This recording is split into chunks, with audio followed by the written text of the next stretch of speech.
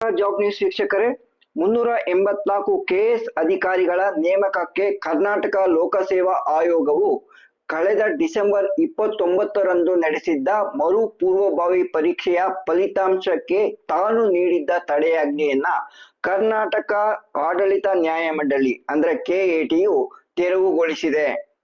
ಈಗಾಗಲೇ ಈ ಪರೀಕ್ಷೆಗೆ ಸಂಬಂಧಿಸಿದ ಪರಿಷ್ಕೃತ ಕೀ ಉತ್ತರವನ್ನ ಪ್ರಕಟಿಸಿರುವ ಕರ್ನಾಟಕ ಲೋಕಸೇವಾ ಆಯೋಗಕ್ಕೆ ಈಗ ಫಲಿತಾಂಶವನ್ನು ಪ್ರಕಟಿಸಲು ಇದ್ದ ಅಡ್ಡಿ ನಿವಾರಣೆಯಾದಂತಾಗಿದೆ.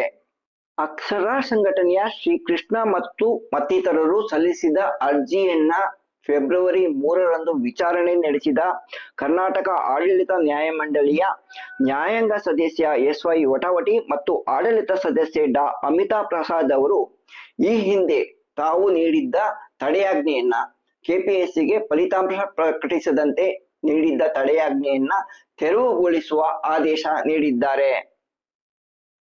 ವಾದ ಪ್ರತಿವಾದ ಆಲಿಸಿದ ನ್ಯಾಯಪೀಠವು ಎಲ್ಲಾ ಅಂಶಗಳನ್ನ ಗಮನದಲ್ಲಿಟ್ಟುಕೊಂಡು ಕಾನೂನಿನ ಪ್ರಕಾರ ಆಯ್ಕೆ ಪ್ರಕ್ರಿಯೆ ಮುಂದುವರಿಸಲು ಕೆಪಿಎಸ್ಸಿಗೆ ನಿರ್ದೇಶನ ನೀಡಲಾಗುತ್ತಿದೆ. ಅರ್ಜಿದಾರರಿಗೆ ಯಾವುದೇ ತೊಂದರೆಗಳಿದ್ದರೆ ಮುಂದಿನ ವಿಚಾರಣೆಯ ದಿನಾಂಕದಂದು ಅದನ್ನು ಸಲ್ಲಿಸಲು ಅವರು ಸ್ವತಂತ್ರರು ಎಂದು ಆದೇಶ ನೀಡಿ ವಿಚಾರಣೆಯನ್ನ ಮಾರ್ಚ್ 6ಕ್ಕೆ ಮುಂದೂಡಿದೆ. ಅರ್ಜಿದಾರರ ಪರ ವಾದ ಮಂಡಿಸಿದ ವಕೀಲರು ಪೂರ್ವಭಾವಿ ಮರುಪರೀಕ್ಷೆಯಲ್ಲೂ ಸಾಕಷ್ಟು ಅನುವಾದ ದೋಷಗಳನ್ನ ಮಾಡಲಾಗಿದೆ. ಇದರಿಂದಾಗಿ ಕನ್ನಡ ಮಾಧ್ಯಮದಲ್ಲಿ ಪರೀಕ್ಷೆ ಬರೆಯುವ ಕನ್ನಡದ ಅಭ್ಯರ್ಥಿಗಳಿಗೆ ಮತ್ತು ಗ್ರಾಮೀಣ ಭಾಗದ ಅಭ್ಯರ್ಥಿಗಳಿಗೆ ಅನ್ಯಾಯವಾಗಿದೆ.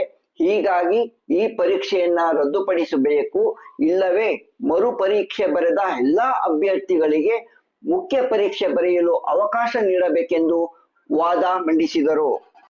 ಇದೇ ಪರೀಕ್ಷೆಯ ಫಲಿತಾಂಶವನ್ನ ಆಧಾರವಾಗಿಟ್ಟುಕೊಂಡು ಮುಖ್ಯ ಪರೀಕ್ಷೆಗೆ ಅಭ್ಯರ್ಥಿಗಳನ್ನ ಆಯ್ಕೆ ಮಾಡಿಕೊಂಡರೆ ಗ್ರಾಮೀಣ ಭಾಗದ ಮತ್ತು ಕನ್ನಡ ಮಾಧ್ಯಮದಲ್ಲಿ ಪರೀಕ್ಷೆ ಬರೆದ ಅಭ್ಯರ್ಥಿಗಳಿಗೆ ಅನ್ಯಾಯವಾಗುವುದು ಖಚಿತ ಎಂದು ತಮ್ಮ ವಾದ ಮಂಡಿಸಿದರು. ಹೀಗಾಗಿ ಈ ಮರುಪರೀಕ್ಷೆಯ ಫಲಿತಾಂಶ ಪ್ರಕಟಣೆಗೆ ತಡೆ ನೀಡಬೇಕೆಂದು ಅವರು ನ್ಯಾಯಪೀಠವನ್ನ ಒತ್ತಾಯಿಸಿದರು.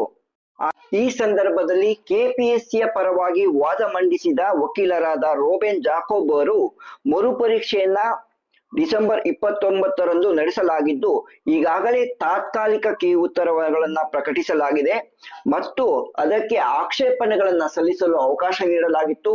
ಬಂದ ಆಕ್ಷೇಪಣೆಗಳನ್ನ ಪರಿಷ್ಕರಿಸಿ ಈಗ ಪರಿಷ್ಕೃತ ಕೀ ಉತ್ತರವನ್ನು ಕೂಡ ಪ್ರಕಟಿಸಲಾಗಿದೆ. ಹೀಗಾಗಿ ಯಾವ ಅಭ್ಯರ್ಥಿಗಳಿಗೂ ಅನ್ಯಾಯವಾಗದಂತೆ ಈ ಪರೀಕ್ಷಾ ಪ್ರಕ್ರಿಯೆಯನ್ನು ನಡೆಸಲಾಗಿದೆ. ಹೀಗಾಗಿ ಫಲಿತಾಂಶ ಪ್ರಕಟಣೆಗೆ ನೀಡಲಾಗಿರುವ ತಡೆಯಾಜ್ಞೆಯನ್ನ ತೆರವುಗೊಳಿಸಿ ಎಂದು ಕೋರಿದರು. ಈಗಾಗಲೇ ಕೀ ಉತ್ತರಗಳನ್ನ ಪ್ರಕಟಿಸಿ ಇದಕ್ಕೆ ಆಕ್ಷೇಪಣೆ ಸಲ್ಲಿಸಲು ಅವಕಾಶ ನೀಡಲಾಗಿತ್ತು. ಬಂದ ಆಕ್ಷೇಪಣೆಗಳನ್ನ ತಜ್ಞರ ಸಮಿತಿ ಪರಿಶೀಲನೆ ನಡೆಸಿದೆ. ಈ ಸಂಬಂಧ ವರದಿ ಕೂಡ ನೀಡಿದೆ. ಹೀಗಾಗಿ ಫಲಿತಾಂಶ ಪ್ರಕಟಣೆಗೆ ಯಾವುದೇ ಅಡ್ಡಿ ಇಲ್ಲ ಎಂದು ಅವರು ನ್ಯಾಯಪೀಠದ ಗಮನ ಸೆಳೆದರು. ವಾದ ಪ್ರತಿವಾದವನ್ನ ಆಲಿಸಿದ ನ್ಯಾಯಪೀಠ ಫಲಿತಾಂಶ ಪ್ರಕಟಣೆಗೆ ಇದ್ದ ತಡೆಯಾಜ್ಞೆಯನ್ನ ತೆರವುಗೊಳಿಸಿದೆ. ಇದರಿಂದಾಗಿ ಮರು ಪರೀಕ್ಷೆ ನಡೆಸುವುದಿಲ್ಲ ಎಂದು ಪಟ್ಟು ಹಿಡಿದಿರುವ ಕೆಪಿಎಸ್ಸಿಗೆ ಜಯ ಸಿಕ್ಕಂತಾಗಿದೆ. ಈ ನಡುವೆ ಕರ್ನಾಟಕ ಲೋಕಸೇವಾ ಆಯೋಗವು ಮತ್ತೊಮ್ಮೆ ಪರಿಷ್ಕೃತ ಕೀ ಉತ್ತರಗಳನ್ನ ಫೆಬ್ರವರಿ 3ರಂದು ಪ್ರಕಟಿಸಿದೆ. ಈಗಾಗಲೇ ಒಮ್ಮೆ ಪರಿಷ್ಕೃತ ಕೀ ಉತ್ತರಗಳನ್ನ ಪ್ರಕಟಿಸಿ ಪ್ರಶ್ನೆ ಪತ್ರಿಕೆ 1ರಲ್ಲಿ 3 ಮತ್ತು ಪ್ರಶ್ನೆ ಪತ್ರಿಕೆ 2ರ 2 ಪ್ರಶ್ನೆಗಳ ಕೀ ಉತ್ತರಗಳಿಗೆ ಕೃಪಾಂಕವನ್ನ ನೀಡಿತ್ತು.